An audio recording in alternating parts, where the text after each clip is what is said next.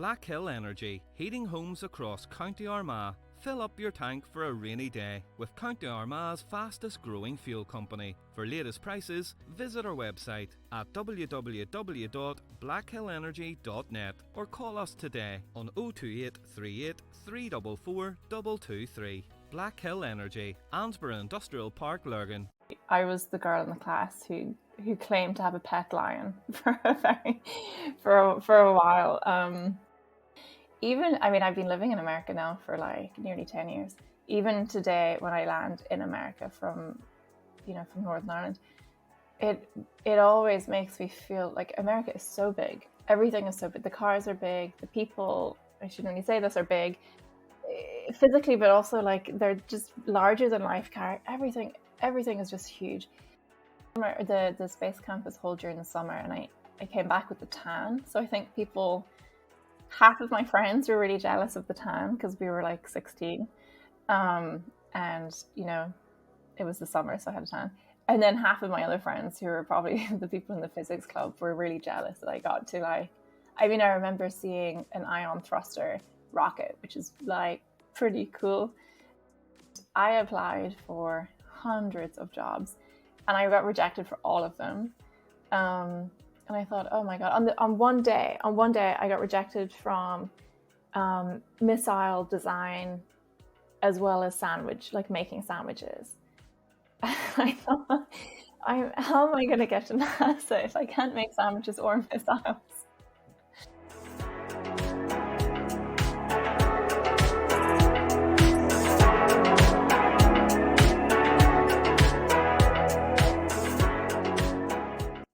Hello, this is Conor Neeson. I'll be hosting this week's Armagh podcast.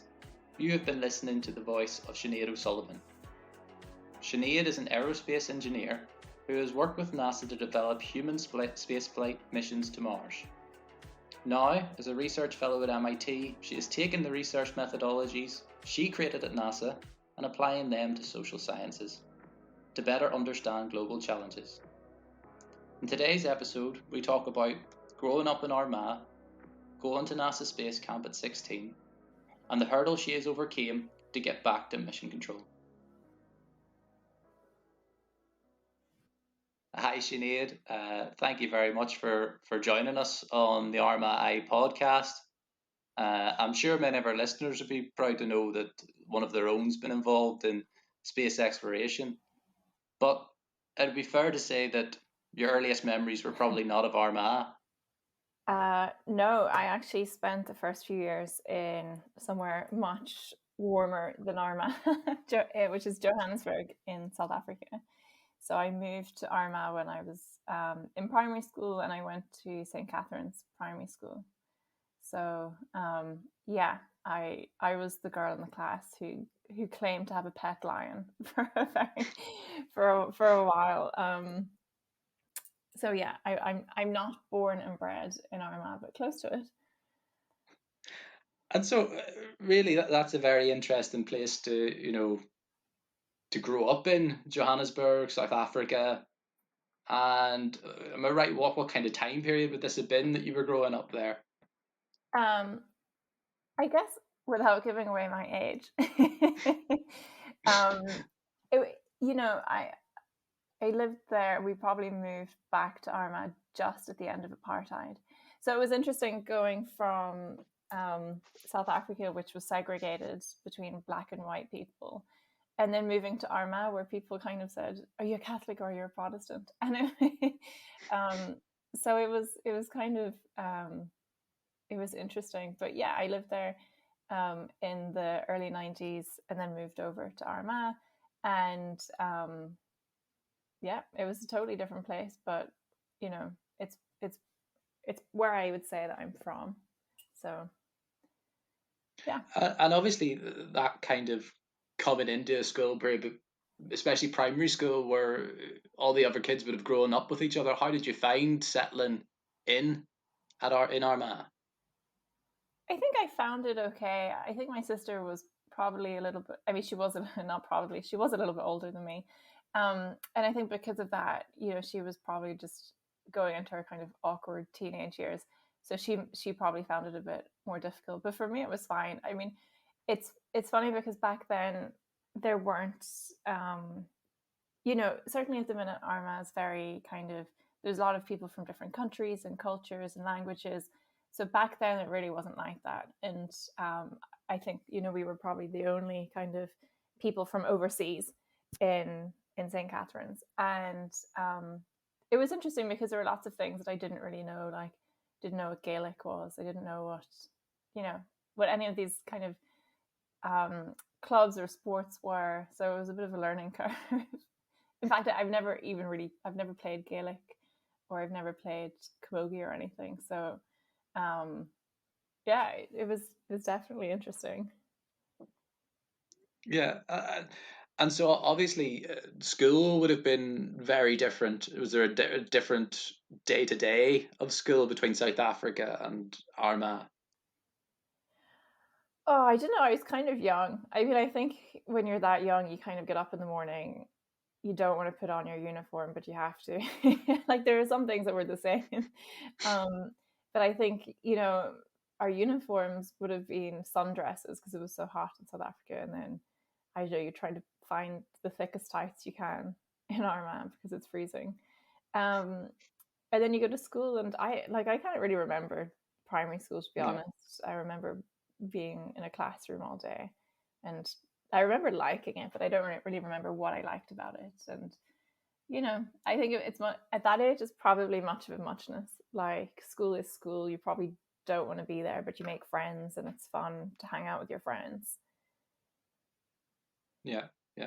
And so what really brought you back to Armagh? So that was obviously your parents. Had they been working in Johannesburg?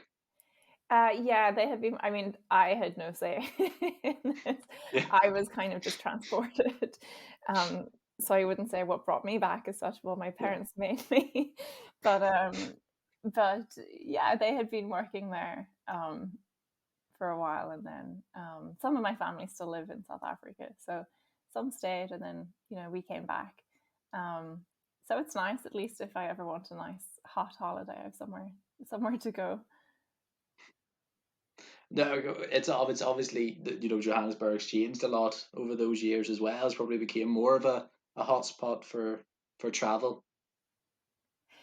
Well, I think Johannesburg has actually become quite dangerous, but Cape Town has become a really amazing kind of holiday destination. I don't go back that much. I wish I went back more because there's some beautiful vineyards and wine and amazing food. But I mean, yeah, I definitely, I'm definitely in Ireland much more than, in Armagh much more than I am in South Africa. So I think once COVID is over, maybe a nice hot holiday is on the cards. No, so you then presumably went on to secondary school from St. Catherine's then? Yeah, so I went from St. Catherine's to St. Catherine's, which was pretty much the same, except the uniform was a different color and there were more people in your class. And I was there until my GCSEs. So I finished my GCSEs in St. Catherine's, and then I decided to go to the Tech for a few different reasons. Like, I had started playing rugby, and I thought that was super cool. And not many of my friends from rugby were from St. Catherine's, and I just wanted to meet different people, and I kind of thought it was weird that it was an all girls school, and I really liked the way the Tech, was kind of more diverse, different types of people, different people learning different things. So I went to the Tech after St. Catherine's and did my A-levels, my AS and my A-levels there. And I really, really enjoyed it and had great fun. So I'm glad that I did that. But, I loved St. Catherine's when I was there, and then I loved the Tech when I was there as well. So yeah, it was really good fun. Both places, both very different though. And I still have friends from both places. So I feel like I was lucky. I got to make double the number of friends, which is always good. Yeah. Obviously, rugby being so big in South Africa as well, you were probably around it a bit growing up. Yeah, I mean, I used to be a Springboks fan, and then I guess now I'm more of an Irish fan. But I was walking, actually, when I started playing, I was walking downtown one day and I saw a poster in the sports shop that they wanted to start a new rugby club at the Armagh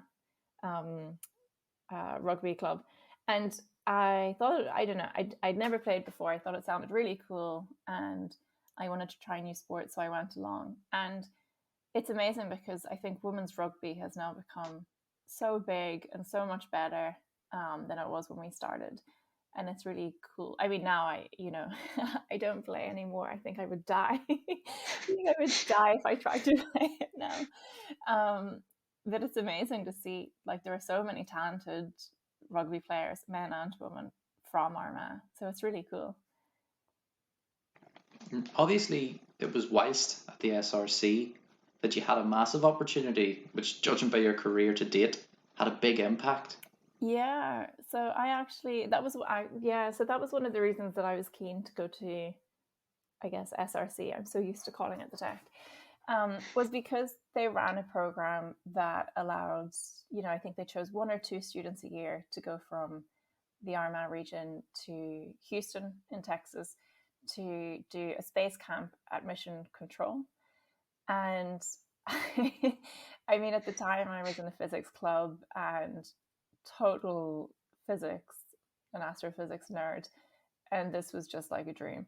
So I applied. I think I think I might have been the only person who applied for the competition, and was delighted when I won. And yeah, I guess it was through SRC that I was able to go to NASA for the first time, and it was a really, really, really, really, really life-changing experience. And I mean, I could talk about it all day, but yeah, I think that massive opportunity certainly had a huge impact on my life. And I'm really glad that I had actually gone to SRC to pursue that. And I'm really glad to say that opportunity still exists. It disappeared for a few years, but myself, and with the support of quite a few people at SRC, have reinstated it. So students for the last few years have been able to go from Armagh to NASA at Mission Control every summer, which is amazing. Yeah, and have you had the pleasure of meeting any of these young people from Armagh, or imparted any wisdom on any others from throughout Northern Ireland or the UK in general that have visited Mission Control? Well, now when you say imparting wisdom, I'm not sure I do much of that, but I do meet the students who go because I am on the selection committee. So there's a pretty competitive process. Unlike when I went, I think I think I was the only person who applied who was interested in doing some obscure space thing. But obviously now space has become such a big sector, and also in Northern Ireland, it's such a big sector. So we actually get a ton of applicants every year. And myself and a few members of staff from SRC will spend a couple of days during the winter, usually November or December, and interview all of the applicants. And there are several rounds of the application process, and it's quite competitive. And then there's kind of like a space day that we do every year at the planetarium in Armagh, where we announce the winner. And then I work with the winner because there's a lot of work to do. So it's not as much fun as it is. It's not a holiday. It's really hard. So there's a lot of work to do before you go, because when you go there, you're actually doing quite a lot of work. So I work with the student to prepare them for the trip. And yeah, when they're there, I try to go to Houston to see them and to catch up with some of my friends at Mission Control. So it's a really, really cool way. And it's really weird when you get there and you're in America at Mission Control, and then you see students from Armagh. It's amazing. It's really cool.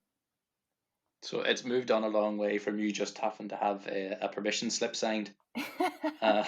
Basically, yeah. I have no idea how they let me go.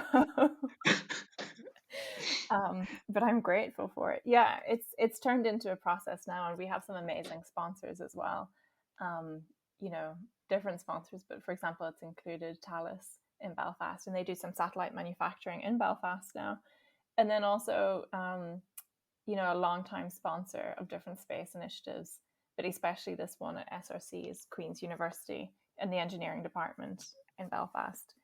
And quite a few of the students have gone on from the trip to NASA from SRC to do engineering at Queen's, which is really, really awesome.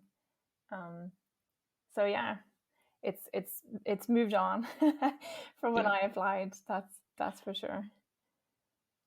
No, and obviously, so you were saying that, being very into physics growing up. Is there anyone who really imparted that interest in space and engineering onto you? Good question. I'm sure there are. No one that I can think of immediately. I had a few friends around the time who were really interested in these things, and we would kind of, we kind of had this weird mini physics club where we'd read different physics books and then discuss, and then read another book and discuss. And yeah, I don't know, it was kind of nice being in a friendship group of people who were really into it too. And to this day, one of my best friends went to do astrophysics at Oxford when I went to do engineering at Queen's, and something that we still talk about all the time is physics. Amongst other things, we're not that bored. Physics and a glass of wine, is that the... Well, I think when we were young, it was probably physics and a bottle of something else. But yeah, we're much more sophisticated now, physics and yeah. But yeah, I don't think there's any one person. I think I really enjoyed the type of questions that physics asked. Like, I remember one day thinking about time as a dimension, so you've got like the world that we live in, 3-dimensional. That's very easy to understand. And I remember when I was 16 trying to understand 4th or 5th or 6th dimensions that you can't see, that stretch time and what is time. And I just thought it was really interesting. And then obviously when I got to go to NASA, it kind of sealed the deal for me that I wanted to become involved with human spaceflight, which is just the coolest thing in the world. Humans going to do these literally out of this world missions. So lots of little things, probably. No, and it must have been, it must have been a massive sight, and quite, it must have made you feel quite nervous or amazed when you landed there at 16. Yeah. I'd never been to America before, and even I mean, I've been living in America now for like nearly 10 years. Even today, when I land in America from Northern Ireland, it always makes me feel like America is so big. Everything is so big. The cars are big. The people, I shouldn't really say this, are big physically, but also like they're just larger than life character. Everything is just huge. And I remember the first time I got there, I think I bought, like a bar of candy or something. And it was just massive. And I remember at the time just thinking everything was huge. And then of course you get to NASA, and the size of the rockets are like 10 houses put together. And everything, I just remember at the time thinking, oh my God, everything is huge, everything. And it's funny because I still kind of feel like that sometimes when I jump on a plane and go back. And when you land in the airport, you think, oh my God, everything is so big. So. And so when you were at the space camp, I mean, could you try to explain to someone what exactly you were doing whilst you were there? Because you were saying it's hard work. It wasn't a holiday. Well, yeah. So you get there and you're basically put onto a team. So I should probably start by saying that the premise of the space camp is that you are helping to design a mission to Mars for human spaceflight. So I guess there's 2 different types of missions, broadly speaking, at NASA. One is human spaceflight and one is robotic spaceflight. So for example, this week, I think there's going to be 3 different robotic landers that reach Mars. What the space camp deals with is human spaceflight, so humans going to places such as the International Space Station or Moon or Mars. And the space camp itself basically takes 40 students from all over the world and puts them into different, and you kind of have to compete and be interviewed for being selected into a different team. And each team will focus on a different part of the mission of the overall design. And it could be designing a launch capability. It could be designing the in-space transfer system. So how do you get from Earth orbit to Mars? Because that's actually super complicated, because there are different, like what they call trajectories, or different ways to get there. And then there's another team which deals with, okay, so you're kind of at Mars, or you're in Mars orbit, but how do you get the spaceship to actually touch down on Mars surface, which is quite complicated too. And then there's another team that deals with governance and policy and finance, like what rules exist on Mars, and who's actually governing these people, and what happens if their lives are put in danger, who's responsible for that. And then there's another group who kind of focus on living on Mars. So what does your habitat design look like? What are you eating? What are you wearing? It's not Chanel or Prada. What does that look like? And what do you do every day? Like, what are your science missions? And so all of those different things kind of have to come together, and again, there'll be a team who have a budget and say, you have to comply within this budget. So everyone has to make sure that their designs fit within a budget and a time frame. And so you basically have 2 weeks with all these people, the other students, some who speak English, some who don't. Everyone is super excited about Mars. And it's like throwing a bunch of super excited students into a room for 2 weeks, and it's nonstop. And every now and again, you'll be working with astronauts or rocket designers or spacesuit designers. And then at the end, you have this big presentation, and you present your mission to the head of human spaceflight and the head of Boeing and Raytheon and all these other companies that do spaceflight stuff. And then there's a pool party afterwards with the astronauts, which is amazing. So it's a ton of fun. It's work hard but play hard. Yeah. And so, what was the reaction? Was there much jealousy when you came back to Armagh, having spent your summer at space camp? What was kind of the reaction, especially amongst, I suppose, as you said, your physics study group? Yeah, I think everyone was super jealous. It was amazing. I mean, I came back. So the space camp was held during the summer, and I came back with the tan. So I think half of my friends were really jealous of the tan, because we were like 16. And it was the summer, so I had a tan. And then half of my other friends, who were probably the people in the physics club, were really jealous that I got to I remember seeing an ion thruster rocket, which is like pretty cool. And yeah, they were just, and this is before you had smartphones, or probably still had a Nokia 3210 at this stage. So you couldn't take videos of anything. You couldn't share it with people. So it was really it's seen and done things that people were quite jealous of, I think. Yeah. And so really, your career after that, once you finished, had that put the nail in the coffin of, this is what I want to do? I want to be working there on these spacecrafts that are going to Mars. Yeah, definitely. So I think we became, as a cohort, we became really good friends. Our group of students at NASA. I mean, to the extent that a few of us even got, not me, but a few of them got married to each other. To this day, we're still and I've been to a couple of their weddings, so we're still really good friends.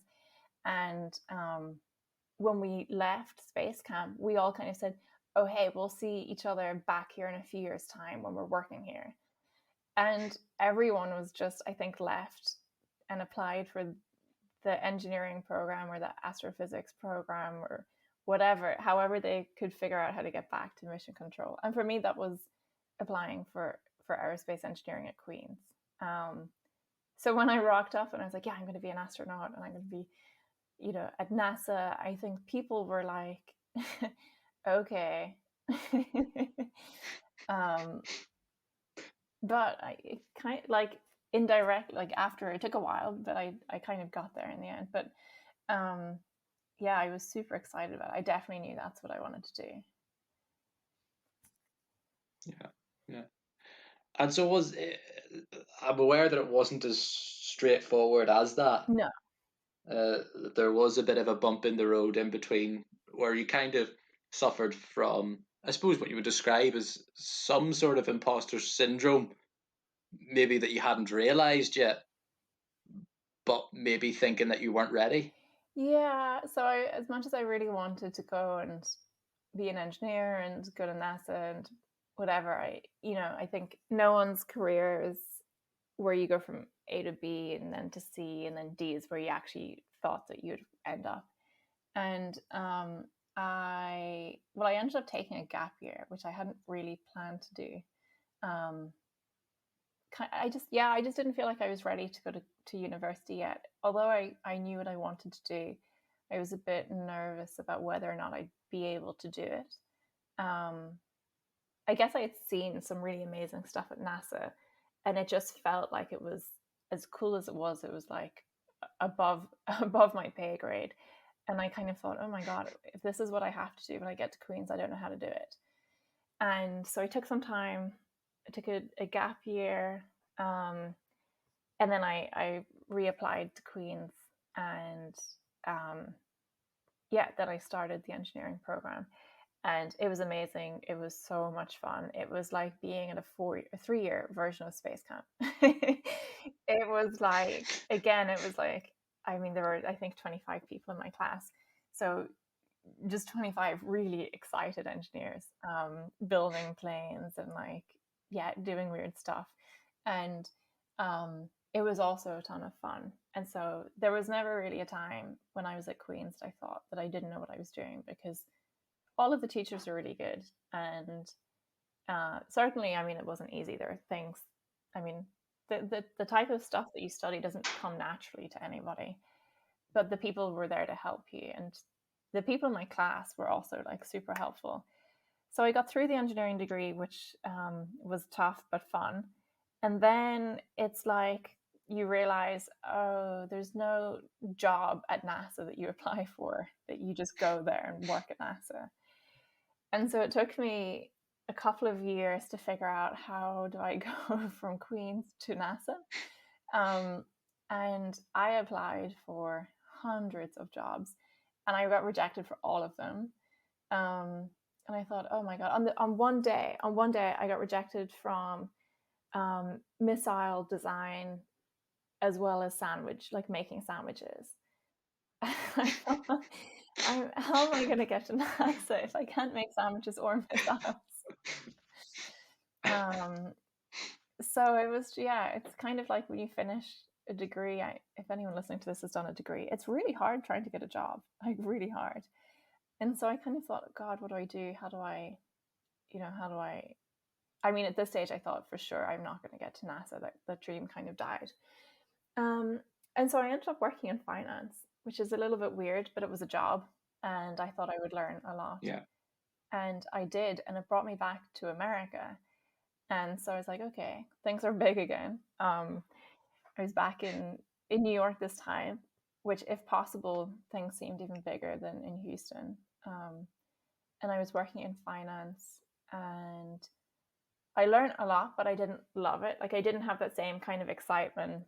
The people weren't as excited. Yeah. Like, something I love about engineering is that the people are so excited. Like at Space Camp or at Queen's, it's kind of like a team sport. And so I didn't feel that same excitement. So I kind of thought, okay, I took some time out and thought, how do I get back to NASA, and how do I get back to human spaceflight? And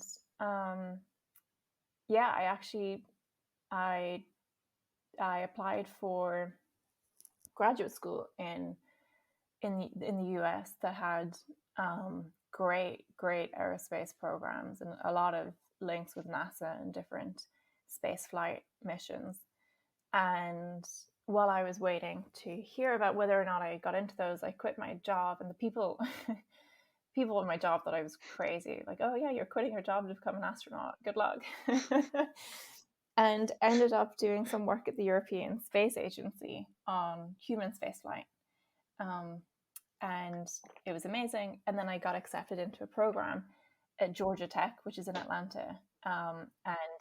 And basically there I started to specialize in human spaceflight and got to work on the real life Mars mission design with NASA.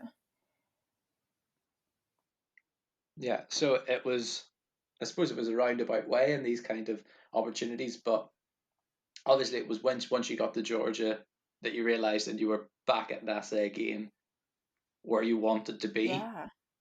Yeah. But you also did some work with the US Air Force and the Navy whilst there too. Yeah, so basically, yeah.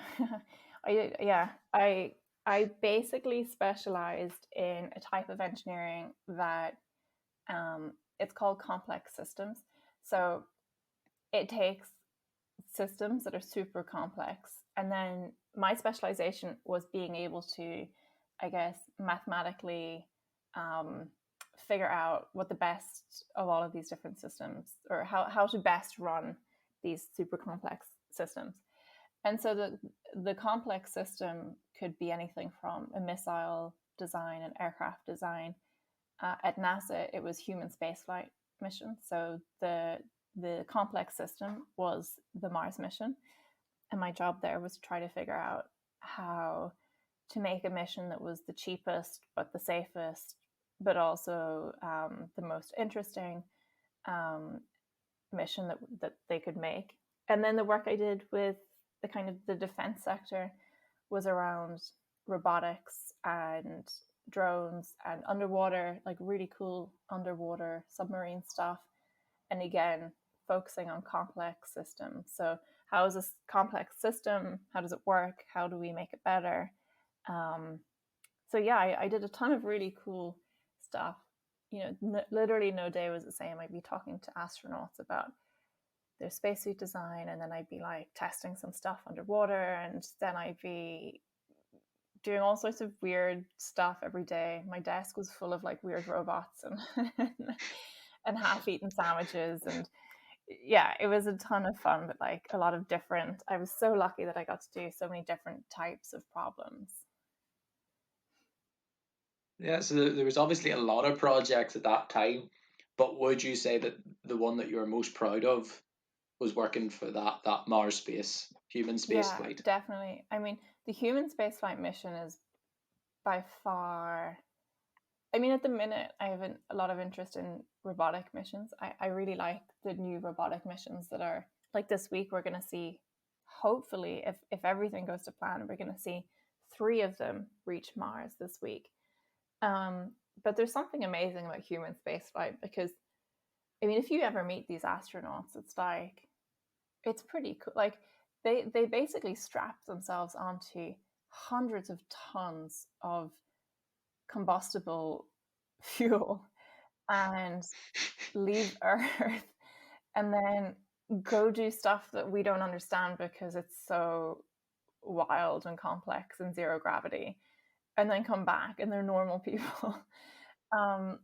So I love human spaceflight missions. I think it's so cool, and I think getting to work with like people are the most complex system in the world. Like we think differently to each other. Our bodies act differently. We have different cultures, and trying to get a group of people together to do long term or I guess long duration space flight is like really it's an interesting challenge, but it's definitely the coolest.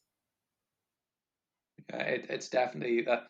I mean, living with one person is hard enough. We can all But understand now, given COVID, what a human spaceflight mission might be like.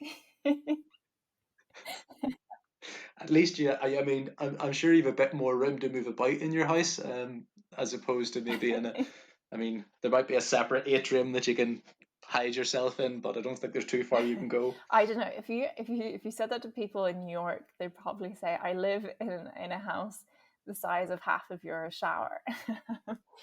But yeah, it's interesting because a lot of people now are starting to realize how difficult human psychology in confined spaces is. And at least we've kind of directly or indirectly chosen the people that we're quarantining with. If you're an astronaut, you're kind of just told, here's here's your crew for the next 3 years. So yeah, it's it's a lot of fun. Astronauts, they're really, really controlled people. They spend a lot of time training mentally and physically.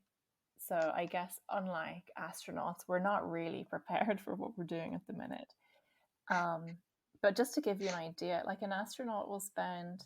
So if you look at the space flight or the spacewalks that they do at the space station, usually it's to fix something on the outside of the space station. So they're kind of tethered on the edge of the abyss. For every minute that they spend during a spacewalk, and sometimes those spacewalks can be up to 3 hours long. For every minute they spend on that spacewalk, they spent 8 hours training for that minute. A lot of the training is done in Houston. It's done in the massive swimming pool where they have a mock-up of the space station, because it's the easiest way to kind of replicate having zero gravity. But yeah, it's very, very controlled. They've spent a long time training for it. We have not. We've kind of been thrown into it, and we're kind of just hoping for the pubs to open. We're probably not as trained as they are, but yeah.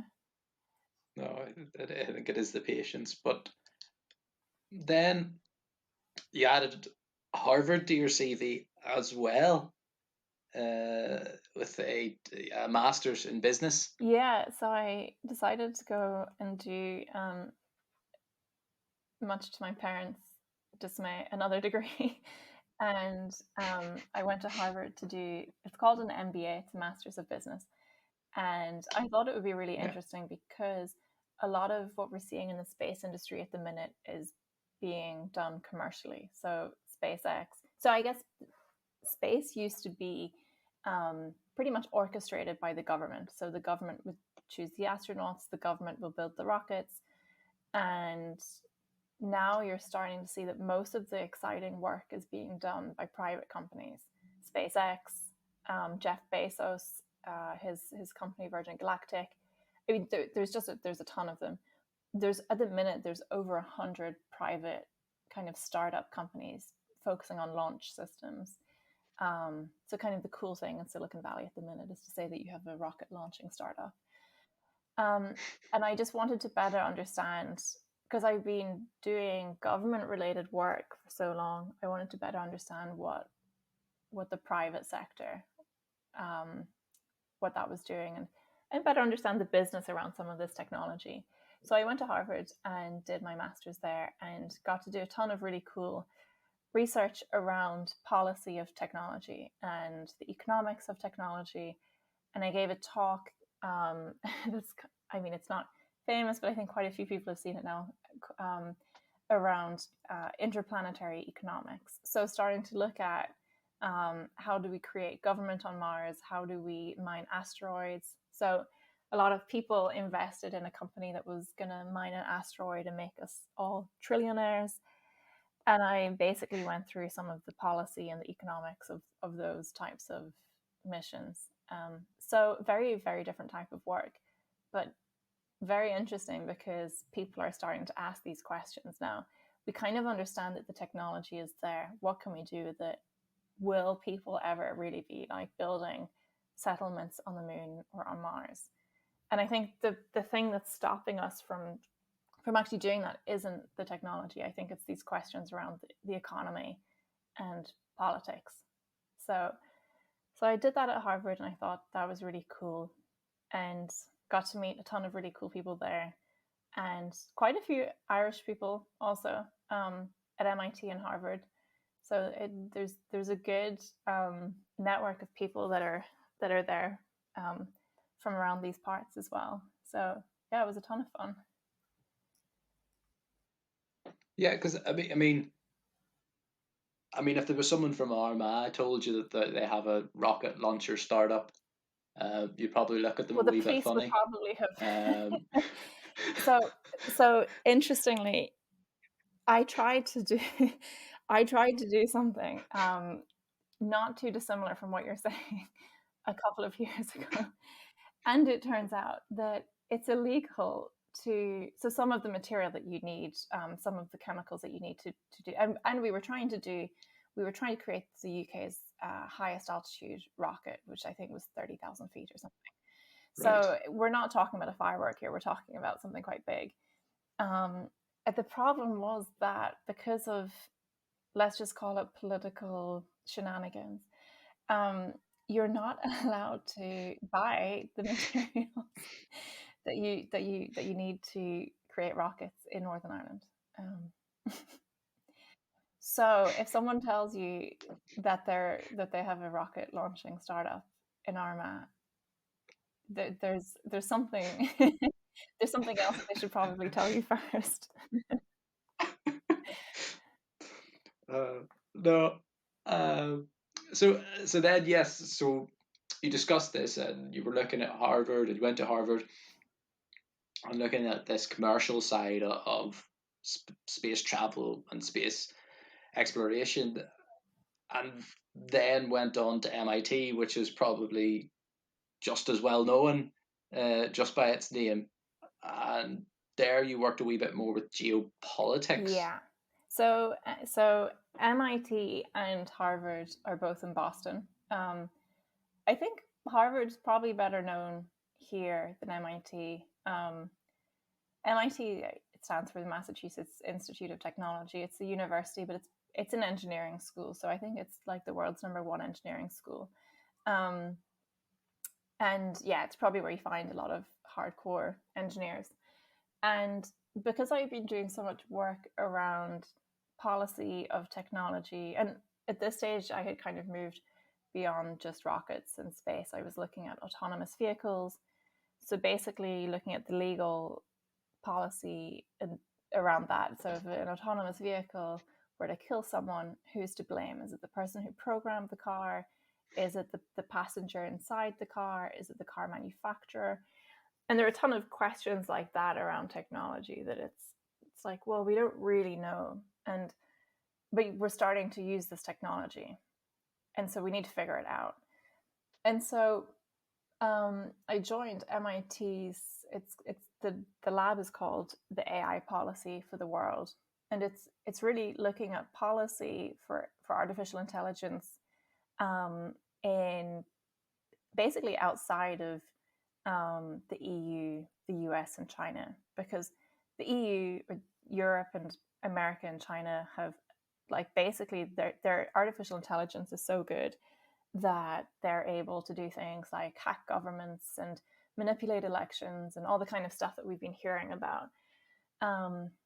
And what it really means by geopolitics is saying, okay, whereas before people used to, or governments used to make strategies based on trade and how much food they had and how much water they had and kind of swapping one resource for another. And if you have, country X has to give us supplies or resources for this price because we're going to give you something back for another price. Whereas we used to do that for physical goods, now we do that with technology. And so geopolitical technology looks at how do we use artificial intelligence to become more powerful than other countries. And if you think about China and the US, is it too powerful sometimes? Just because they're creating the technology at MIT doesn't mean that we should use it. And if we do use it, how do we use it in a way such that sub-Saharan Africa is enabled by it instead of using it to thwart their elections or to become more powerful and to extort countries. And so I guess my research at the minute asks questions around should we have this technology? And if we are going to use it, how do we use it in a way such that, we use it for the benefit, the net benefit of, I guess, all of these different countries? And these questions are kind of tricky because they, even Europe and America have very different ideas around regulations. So in America, anything goes. There are no regulations around autonomous vehicles, whereas here, Europe is very pro. Well, I guess I shouldn't include Northern Ireland in that anymore, but in general, our economy is very pro regulations. And so, yeah, I ask questions around how do we move technology, but make sure that everyone's safe. So quite far away from the space industry. But some of those technologies do include space technologies. So satellites, for example.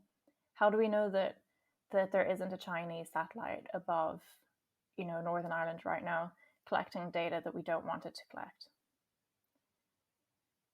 So Yeah, I mean, it's so far-reaching, the work that you've done in science from space, now to looking at this AI and geopolitics and how it affects the world. And through that whole experience, how have you found it as a woman in science then? Because STEM is obviously something that's been pushed for women, for the last 10, 20 years.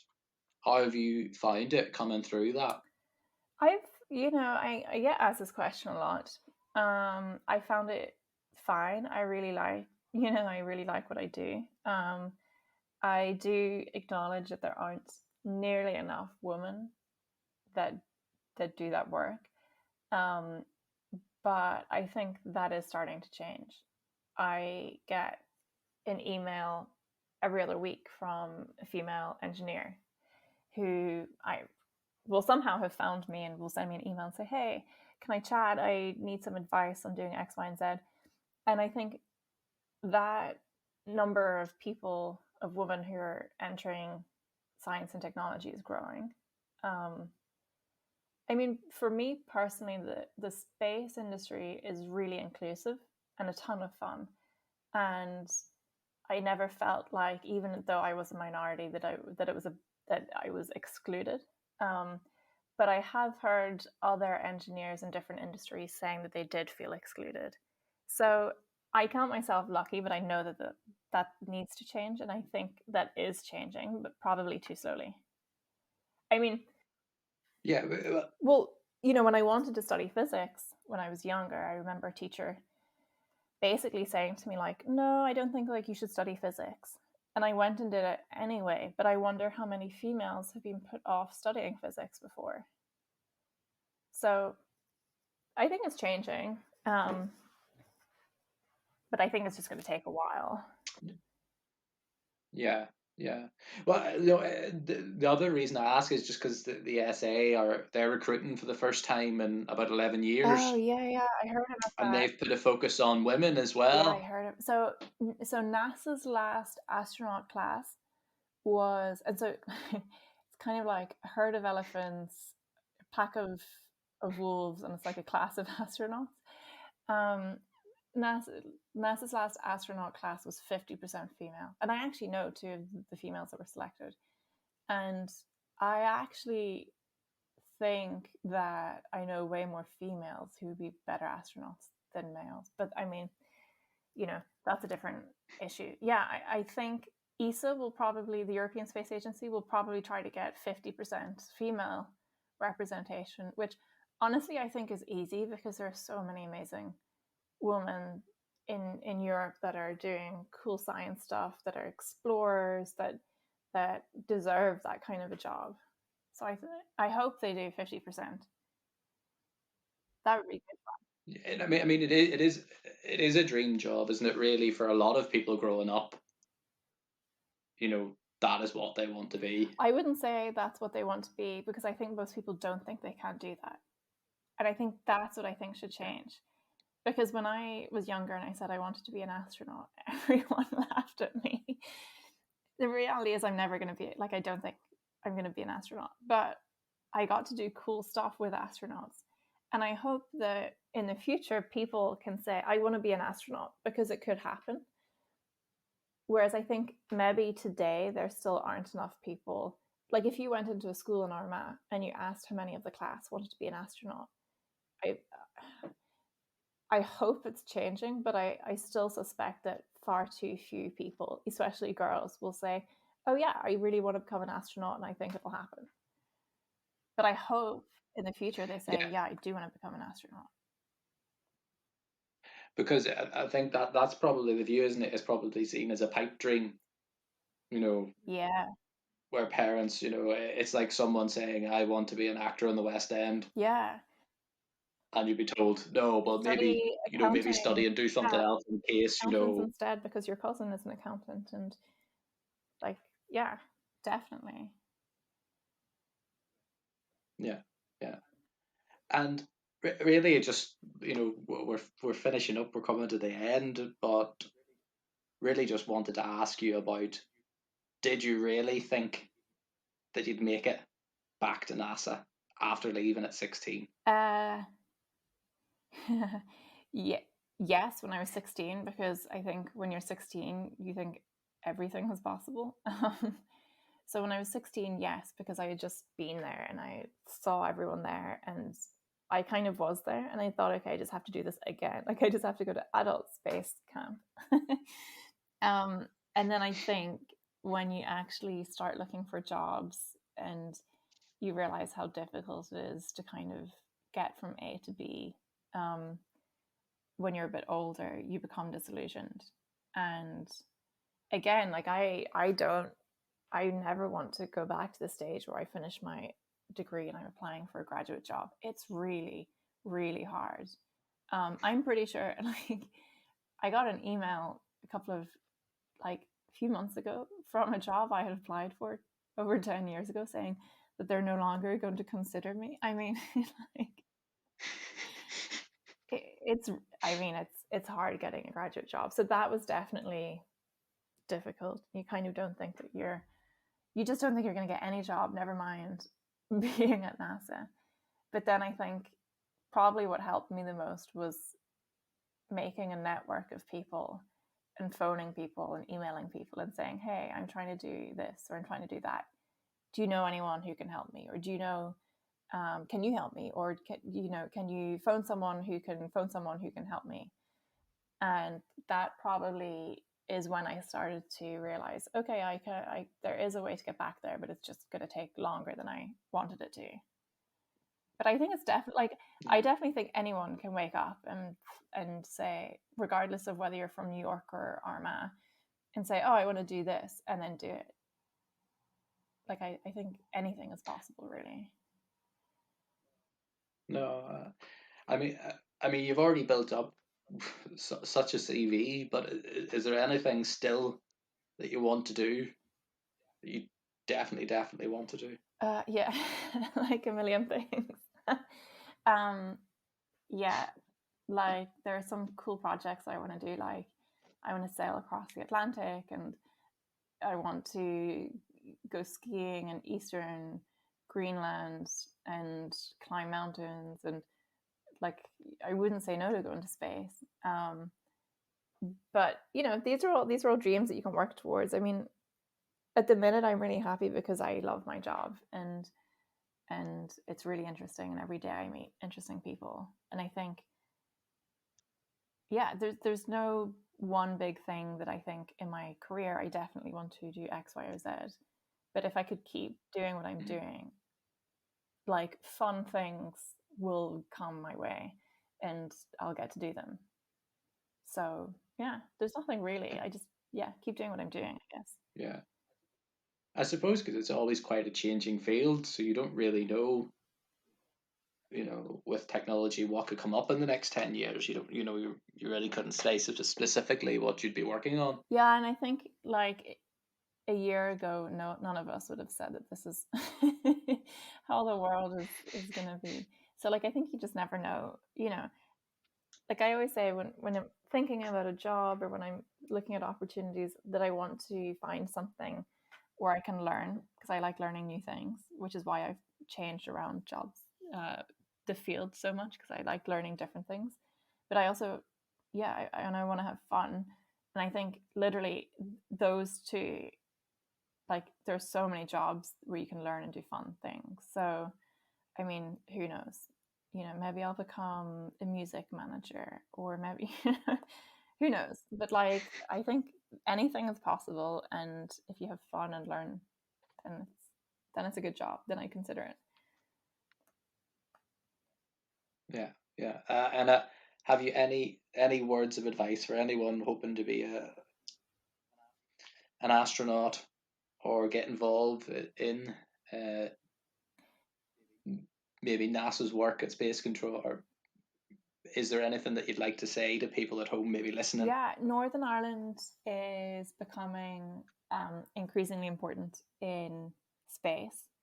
And there's a ton of space activities happening in Northern Ireland. So if people are like, yeah, I really want to do cool space stuff, but I don't know how to get to America, or I don't want to go to America, which is, I mean, that's understandable. Northern Ireland is becoming a space hub, and there are really cool things happening in Northern Ireland. And also, Ireland and the UK are becoming really important for the European Space Agency. And, the UK is home to 2 different launch sites. So they're going to be launching satellites from the UK within the next few years. And in Ireland, they're building a lot of satellites. So there's a ton of opportunities for people, like more so today than ever before, to do really cool space stuff from, I guess everything's work from home. So from Armagh, maybe, I don't know.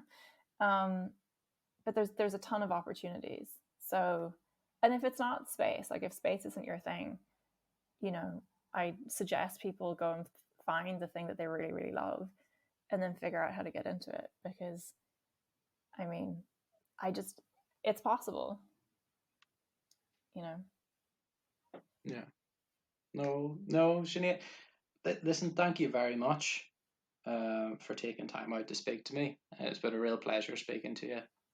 Yeah, thanks for chatting to me. It's been fun. Black Hill Energy, heating homes across County Armagh. Fill up your tank for a rainy day with County Armagh's fastest growing fuel company. For latest prices, visit our website at www.blackhillenergy.net or call us today on 028 38 344 223. Black Hill Energy, Ansborough Industrial Park, Lurgan.